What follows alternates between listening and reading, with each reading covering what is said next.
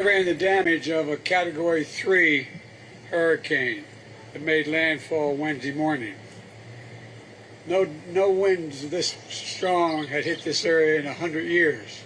Pray God it'll be another 100 years before this happens again. Senator Rick Scott, who's with me today, I want to thank him for his cooperation, his help, and he shares the view I do about FEMA. They're doing an incredible job. But the work, in a sense, is just beginning. We got a lot of work to do. And all the officials from Florida, I want to thank them. Jill and I spent time with the incredible first responders and folks who ran toward the danger instead of away from the danger when this storm was coming and when it hit. And with their families, the families whose lives have been upended. We began to meet everybody. We met a lot. Here in Live Oak, massive trees, as I just was referring, were uprooted from intense hurricane-force winds, flooding and severe damage of homes and businesses. Police Chief Davis is probably can hardly wait till I go because we're spending so much time with him today, and I appreciate it. I really do, Chief. He not only, while he was doing his job, he lost part of his house, he lost the roof on his barn. It was destroyed. A leader at school lost part of her roof and her car was destroyed.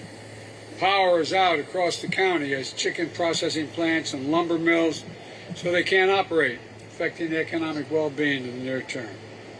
Just here in this county, millions of broiler chickens had to be destroyed. I know a little about that. Delaware and the Delmarva Peninsula, it's a $4 billion industry. It's the way people make their living. It's the way they feed the world. It's amazing. And hundreds of broken power poles, down power lines means many of you in Live Oak still have no power. I know it's frustrating and it's hard, and I've directed FEMA to help you in every way they can. And FEMA in the future can fund and replace these wooden poles with steel poles that are much safer and much more resistant to further kinds of storms like this. Families piecing their lives back together, but through it all, you've seen it, the press has seen it too. Neighbors helping neighbors. I mean, really, generally, neighbors helping neighbors. With determination and optimism. The spirit of this community is remarkable. When people are in real trouble, the most important thing you can give them is hope.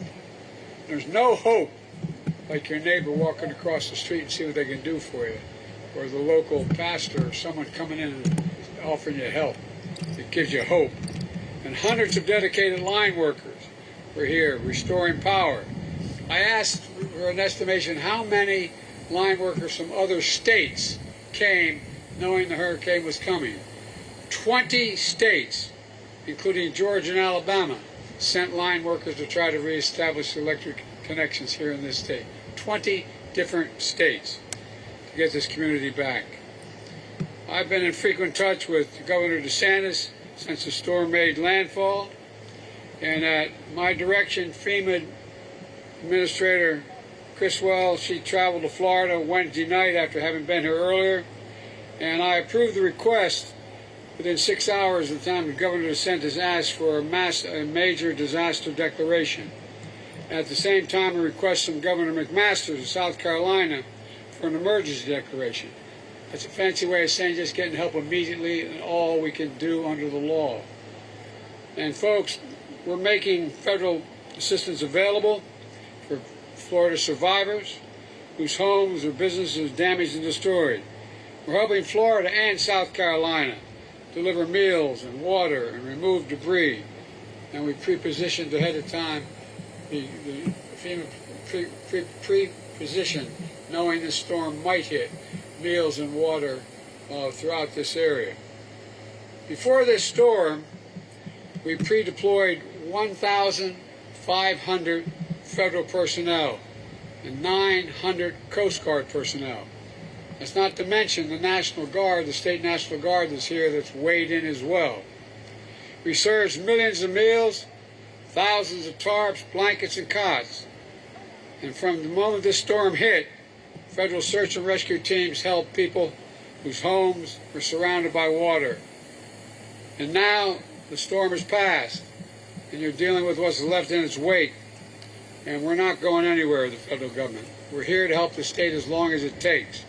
FEMA and the Small Business Administration are here to help residents whose homes and businesses were destroyed or damaged, and you can determine whether you qualify and how to get the help if you haven't been contacted already by going to disasterassistance.gov and register for assistance. If you had any damage, go to disasterassistance.gov to register for assistance. Earlier this week, I visited FEMA headquarters in Washington to thank the emergency responding personnel who are working 24/7 here in Florida and throughout the southeast, and in Maui, in Hawaii. I want to reiterate that appreciation today. I also convened my entire cabinet as part of a whole-of-government response. And that response is to increase the number and intensity of the extreme weather events and be wary we're going to use all the resources available to the government to do it. Nobody can deny the impact of climate crisis. At least nobody intelligent can deny the impact of the climate crisis anymore. Just look around the nation and the world for that matter. Historic floods, intense droughts, extreme heat, deadly wildfires that have caused serious damage like we've never seen before. Just since being president, in 2.5 years, I've flown over more land burned to the ground as a consequence of wildfires than occupy the entire land of the state of Maryland, from down in New Mexico and Alabama all up into Montana and around. It's been devastating. Folks, when I took office, I directed my team to raise our game in how to lead and coordinate our response to natural disasters. I met people here today that are, and when they need our help the most, is the reason why we've done it. Just look around this community, every other community you've followed me to. Folks, to not only meet people where they are when they need help the most, but to build back stronger and more resilient. Just like I directed my entire cabinet to do in Maui, to help devastated communities recover and rebuild there as it was before. You know, these crises are affecting more and more Americans. And every American rightly expects FEMA to show up when they are needed and to help in a disaster. So I'm calling on the United States Congress, Democrats and Republicans, to ensure the funding is there to deal with the immediate crises, as well as our long-term commitments to the safety and security of the American people. I'm here today to deliver a clear message to the people of Florida and throughout the Southeast. As I told your governor, if there's anything your state needs, I'm ready to mobilize that support. Anything they need related to these storms. Your nation has your back, and we'll be with you until the job is done. Before I conclude, as I'm about to head back north, I want to say a word to the people of Jacksonville, Florida, on a different subject. We're still reeling from the shooting rampage near Edward Waters University and HBCU last weekend. A terrorist act driven by racial hatred and animus. Our hearts are with you, those of you who were affected and all your families. Terrorist act, as I said, driven by hatred and animus. And ladies and gentlemen, let me say this clearly. Hate will not prevail in America. Hate will not prevail in America. Racism will not prevail in America. Domestic terrorism will not prevail in America. And to make it real clear, silence on this issue, both public and private, from the private sector, silence is complicity. We must not, we will not remain silent. I'll have much more to say about that later, but I did want to mention it while I was here. Ladies and gentlemen, you saw firsthand, and thanks to the press, the rest of the nation's got to see it. These are good people who've been devastated. They need help. Imagine yourself in this position.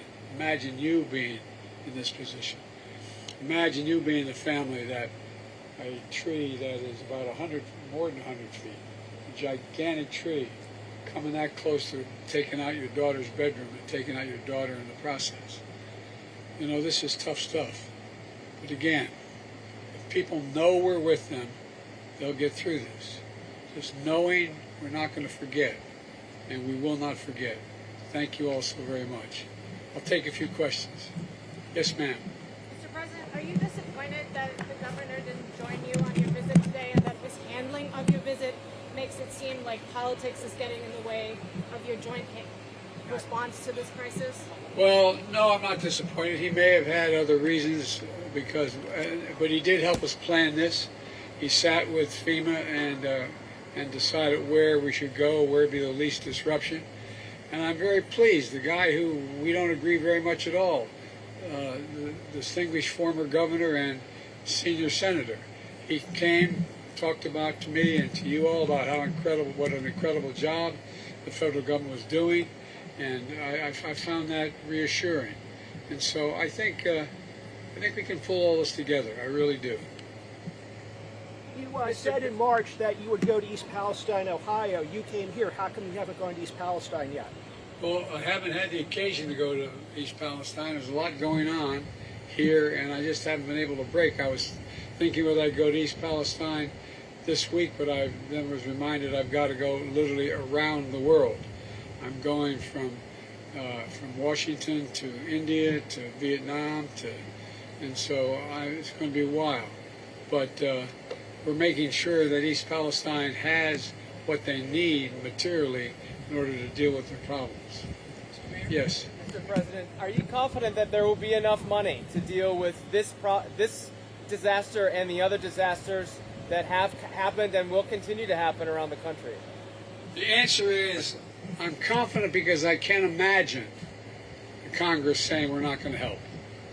There are going to be fights about things that don't relate to this, trying to connect this to other money or not, you know. But I think we'll get through it. I just can't imagine people saying no, they're not going to help. Well, ladies and gentlemen, oh, I'm sorry. I wasn't even supposed to take the questions now. Mr. Mayor, I apologize. The podium is yours, Mr. Mayor.